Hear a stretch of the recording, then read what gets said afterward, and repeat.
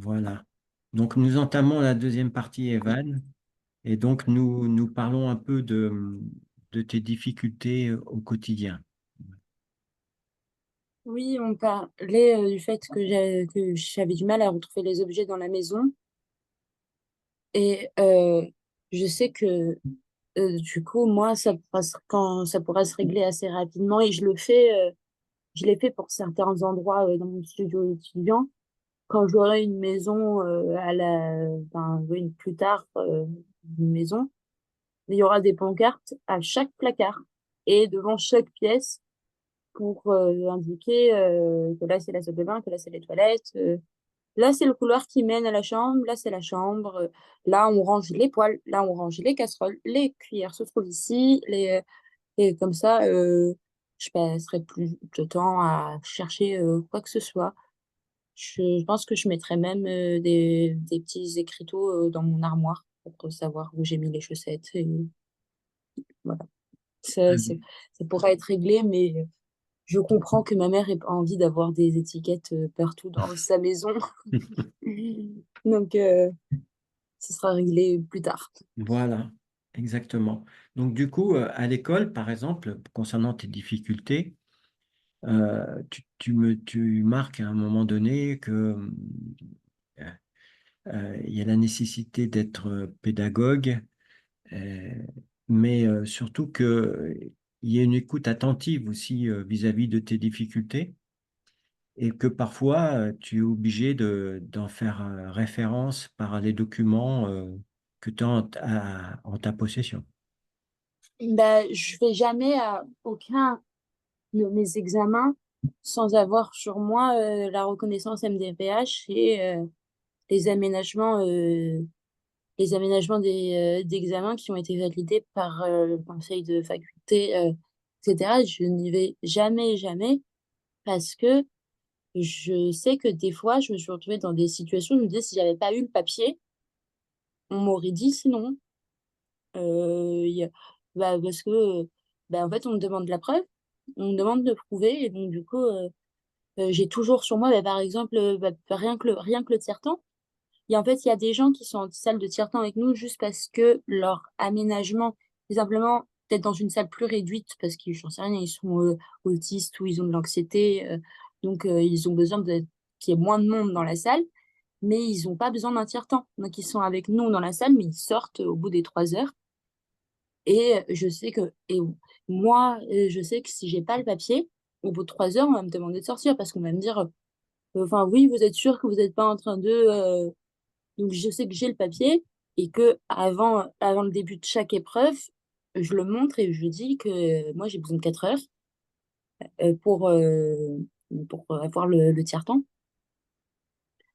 Et, là où c'est une forme d'injustice que je trouve très profonde, c'est que la personne qui est handicapée également, parce que l'autisme ou l'anxiété, c'est aussi un handicap, mais qui n'a pas besoin d'un tiers-temps, elle, on lui demande pas de se justifier, on lui dit pas pourquoi tu es là, parce que en fait, elle a juste besoin, elle, qu'il y ait moins de monde dans la salle, mais comme ça paraît assez suffisant pour les personnes valides comme aménagement, oh, juste elle a besoin qu'il y ait moins de monde, la pauvre, du coup, ça s'arrête là et on lui a jamais demandé ce qu'elle avait comme handicap. Bien sûr. Et moi, des fois, ça s'est perçu comme un peu trop. Donc, un peu trop, ça voudrait dire, il y a peut-être une petite douille. Et donc, on doit constamment se justifier, quoi. D'accord. Alors, par rapport aux difficultés en rapport au travail, c'est-à-dire au monde professionnel, tu as dit quelque chose qui m'a aussi quelque part a retenu mon attention, c'est que le fait d'être moins rentable que tes collègues, Oui, ça, c'est sûr. ça, c'était pour toi, parfois, ça pouvait paraître comme une difficulté aussi par rapport au travail demandé éventuellement. Bah, j'ai eu qu'une seule expérience professionnelle dans une boîte que je ne citerai pas, du coup, pour Bien des sûr, raisons tout à évidentes. fait. Enfin, mais qui était un travail très bureautique, c'était un travail de facture, un travail de comptabilité où il y avait plein de logiciels nouveaux à utiliser, plein de consignes à retenir. Et et il fallait rattraper. On a été recrutés, on était 5 étudiants, 4 ou 5 à avoir été recrutés en fait pour arriver en fait pour un coup de main parce qu'ils avaient énormément de retard. Donc en fait, il fallait essayer de rattraper le retard constamment. Et je n'avais pas, moi, ma RQTH au moment où j'ai obtenu l'entretien d'embauche. Donc, j'ai senti à l'entretien que, en fait, il me disait, est-ce que vous êtes prêt à faire du bon travail pour remettre la boîte, rattraper le retard. J'ai senti que si je sortais à ce moment-là la carte, oui, mais moi, j'ai une RQTH qui devrait arriver d'ici un mois, ils n'allaient pas me prendre. Donc, je me suis dit, moi, il y avait un ami à moi qui avait déjà été recruté. Je me suis dit, moi, j'ai trop envie d'y aller. Ça va me faire passer l'été. J'ai envie de travailler parce que je voulais savoir ce que c'était qu'un travail étudiant. Donc, j'ai rien dit. Mhm. Et ça a été très douloureux pour moi, très difficile, parce que c'est la première fois que je me suis autant rendu compte que j'étais pas handicapée qu'à l'école. Parce que ben, j'y arrivais, je faisais du bon travail objectivement, mais j'allais jamais assez vite. Et donc, je me suis fait reprendre tout l'été, avec en fait les mêmes réflexions qu'on disait quand on est un petit élève qui n'a pas encore le diagnostic. Mais enfin, vous pourriez faire un effort. Euh, c'est quand même pas très compliqué, on vous a déjà expliqué 36 fois. Et comme moi, j'avais rien dit à la base, ben en fait, je n'ai rien dit pendant 2 mois. Je me suis dit, bon, c'est pas très grave. Moi, je sais que je fais de mon mieux. Et j'ai laissé couler, j'ai pris mon salaire, je suis partie. Mais ça a été très, très difficile puisque les collègues étaient du coup un peu, un peu moralisateurs également aussi. Et personne est allé chercher à comprendre peut-être un peu plus loin que juste, mais en fait, elle en fout pas une. Ça a été très difficile à vivre et je sais que maintenant, maintenant que j'ai le papier, je ne ferai plus l'erreur. Mais je trouve plus de travail maintenant que j'ai le papier. Donc, parce que même quand j'arrive à obtenir un entretien, des fois, quand je dis que j'ai une RQTH, même si c'est censé normalement être plus avantageux pour les entreprises, ça coince, hein. Pour les travails étudiants, il fallait vite, par exemple, la mise en rayon. Je pourrais le faire. Juste, quand l'entretien me dit, ah, vous avez une RQTH, mais du coup, ça consiste en quoi? Je dis, ah, mais je vais faire du travail, je vais faire du bon travail, j'irai juste moins vite, j'ai pas le travail. Oui, Donc, oui. Et du coup, tu dis une chose qui est tout à fait louable et ressentie, c'est que tu t'appliques encore plus à faire un travail encore plus parfait. C'est-à-dire que, sachant que tu as, j'essaye. voilà, c'est une source de motivation au final qui te permet d'aller au fond de toi et peut-être d'aller chercher vraiment des ressources qui font que tu auras des personnes qui vont regarder ton travail verront que tu as réussi un travail enfin, qui s'approche au plus possible de la perfection. Oui, Voilà. Donc, ben, c'est le pendant de ces difficultés finalement qui t'aident à te dépasser, quoi. C'est ça, en fait, non? Tu te oui, dépasses. D'accord. Alors,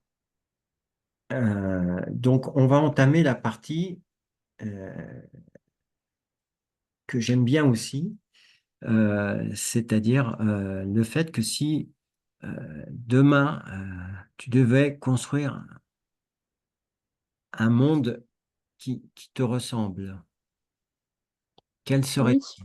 Ça, j'aime beaucoup cette partie-là, parce qu'en fait, j'aimerais t'écouter, parce que c'est là que finalement, les idées sont ouvertes, en fait. Elles sont pas dépendantes de la société, mais les idées sont ouvertes. Et ça, j'aime beaucoup de ce côté-là.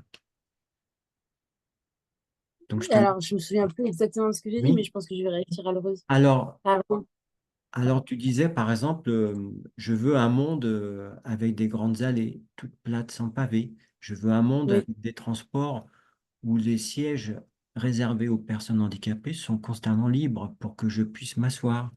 Euh, Par exemple, je veux un monde où les personnes handicapées que l'on voit à la télé ne sont pas que des personnes oui, en pas, fauteuil pas roulant. tout en fauteuil roulant, oui. Voilà. Oui, Et ben, tout, bah, rien que. Rien que dernièrement, enfin, rien qu'avec, par exemple, les Jeux paralympiques, Oui, c'est génial, hein, ça se démocratise de plus en plus, mais tous les paralympiques, c'est des gens amputés quasiment. La majeure, enfin, il y a, alors que en vrai, il y a beaucoup de, moi je trouve, il y a beaucoup de choses qui sont très handicapantes. Moi, il y a beaucoup d'athlètes qui, là, ça se démocratise. Il y a eu pas mal de coming out d'handicap qui ont été faits. Ou quand ils sont faits, moi je me dis, mais c'est fou qu'ils n'ont pas le droit, qu'ils n'ont pas le droit de concourir en paralympique. prends le. Ça y est, c'est parti. Donc, oui, nous en étions sur.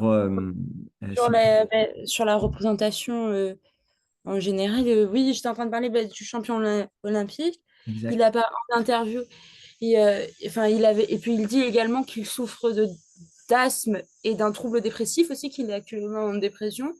Et quand j'ai entendu, enfin, il a gagné la médaille d'or, il venait de gagner. J'ai entendu son témoignage, j'ai pleuré. Parce que je me suis dit, euh, mais en fait, qui a décidé qu'à quel stade c'était paralympique, il a concouru avec les valides et en plus de ça, il a gagné. Alors que, ben pardon, mais enfin là sur le papier, enfin, quand il déroule l'histoire, pour moi, il aurait été largement tout aussi légitime à concourir aux Paralympiques que celui à qui il manquait une jambe, hein, pour le 100 mètres, hein. Parce que avoir un trouble 10, un trouble de l'attention, de l'asthme, mais courir le 100 mètres, euh, donc oui, il y avait. Ouais, c'est ça, il y a un grand. En fait, je voudrais un monde où, en fait, on grandit pas en se disant, mais en fait, les handicapés, c'est que ceux qui ont plus de jambes.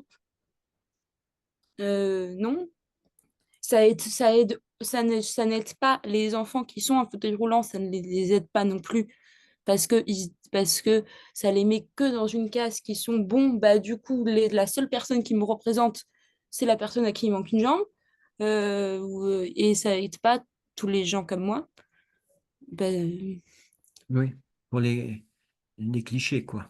Oui. oui, En fait, on se rend compte que à travers ce témoignage et cet athlète, en fait, euh, l'humain est capable vraiment de grandes choses, de oui, grandes choses, et de se dépasser à partir du moment où il y en a bien sûr l'entourage possible, mais aussi par les difficultés qu'il rencontre de pouvoir se dépasser. Et c'est vrai que c'est une grande leçon de vie finalement, oui, oui, c'est vrai. Et du coup, je voyais par exemple pour la vie quotidienne à ton domicile, par exemple, ça, je l'avais pas forcément peut-être mentionné, mais oui, moi, dans ma maison, il y aura des pancartes partout. voilà, le robot de cuisine qui... Oui, il y aura. Et là, tu vois, une mère, avec ma maman, on commence à en parler. Je vais participer avec elle. On va investir dans un robot pour que je puisse faire plus que juste du surgelé et des pasta box pour cuisiner chez moi. Ah, mais Ouais. il y a vraiment un large choix et, à la fois à tout niveau, hein, un large choix à tout niveau. Et je crois que Et, on va certainement je, tomber là. je veux un monde aussi où avoir le permis, c'est plus, enfin, avoir le permis, on te propose un aménagement quand c'est une condition d'embauche d'avoir le permis, parce que ça va être 1000 fois plus dur pour moi d'avoir le permis que pour les autres. Et, euh, et c'est la RQTH, c'est très bien, mais ça oblige pas les entreprises qui acceptent de te recruter à te dire, bon, ben, ok, mais on va te payer un chauffeur, du coup, Oui. pour Ouais, ouais. avoir, ça ferme des portes, alors que ça ferait du travail, ça créerait un emploi supplémentaire dans l'entreprise. Et moi, ça me permettrait d'avoir parce que tous les postes hauts, en vrai, Euh, tous les magistrats, par exemple, même s'ils habitent à Hôtel de Ville, qui est à 2 arrêts du palais de justice, ils sont obligés d'avoir le permis parce que pour raison X ou Y, on doit les appeler pour aller je sais pas où, tous les avocats principalement pour aller en garde à vue à je sais pas quel commissariat, etc. Ils doivent avoir le permis. Pourtant, ils ont un bac plus 7 ou 8. Et Mm. si tu as un handicap qui fait que c'est plus chiant pour toi d'avoir le permis, mais en fait, t'as le concours, ça y est, t'es avocat, mais après, il y a personne qui t'appelle pour que tu bosses parce qu'on se dit, ah ben oui, mais lui, il va mettre plus de temps à arriver, donc c'est nul. Ben, c'est complexe. Oui, Bah, ou même, il faudra que je me renseigne, mais même bah, les personnes en fauteuil roulant qui conduisent, elles sont, parce qu'elles ont toutes les commandes sur le haut du véhicule. Mais ça, c'est génial. Pourquoi est-ce que on le démocratise que pour les personnes en fauteuil roulant? Est-ce que j'y ai le droit, moi aussi? Je ne sais pas. Il faudrait que je me renseigne. Mais moi, je me dis, ça me rassurerait beaucoup de me dire que si un jour je veux passer le permis, que j'ai pas besoin de devoir gérer et les jambes et les bras. Parce que même s'il y a une voiture automatique, les pédales, elles restent en bas, hein. Donc, si je pouvais avoir tout sur le haut du véhicule et qu'avoir géré que les mains, moi j'aimerais bien, hein, parce qu'il n'y a pas besoin d'avoir les jambes plus fonctionnelles du tout pour galérer, quoi. Donc, il faudrait que je me renseigne, mais je pense à tout moment, c'est pris en charge par les personnes en fauteuil roulant, et moi on va me dire qu'il va falloir que je paye, hein, si on veut faire l'aménagement. Ça. Donc, faut des homologations aussi, si ça n'existe pas, ce genre de choses. Après, tu vois, c'est tout un process, je pense. Mais c'est que comme ça, en parlant, qu'on peut arriver à peut-être faire évoluer les choses ou les adapter beaucoup plus. Mais écoute, Evan, je te remercie de ce temps passé avec moi pour pouvoir discuter de ton expérience de vie. Euh, mais je vous en prie. et merci pour tout le temps que tu as pu passer déjà pour écrire par rapport aux questions que j'avais pu te poser et d'être là aujourd'hui pour le témoignage en vidéo. Voilà. Merci bien, Bah, Evan, et bonne fin de week-end à toi. Merci bien. À merci, mais à bientôt. vous aussi. Bonne continuation. Au revoir, à bientôt. Merci, Evan. Au revoir.